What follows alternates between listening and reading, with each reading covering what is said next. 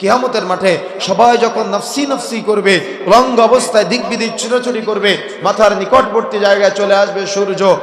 যেদিন বাবা তার সন্তানকে চিনবে না, সন্তান তার বাবাকে চিনবে না, আদরের মা তার সন্তানকে চিনবে না, আদরের সন্তান তার মাকে চিনবে না। অর্থাৎ ভবিষ্যৎময় পরিস্থিতি সম্পর্কে আপনারা অবগত আছেন।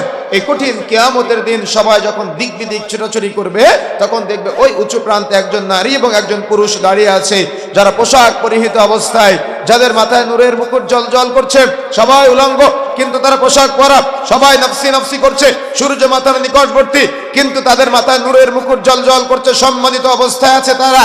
ফেরেশতা মণ্ডলীকে কিয়ামতের মাঠে এই মানুষগুলা জিজ্ঞাসা করবে, ওরা কারা?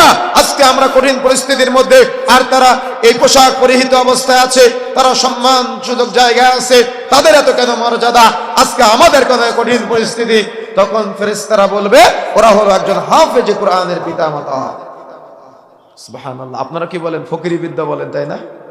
একজন ছেলেকে হাফেজ বানালে, যে ছেলেটার ব্রেন সব থেকে বেশি খারাপ, তাকে আপনারা হাফেজ বানান, তাই না?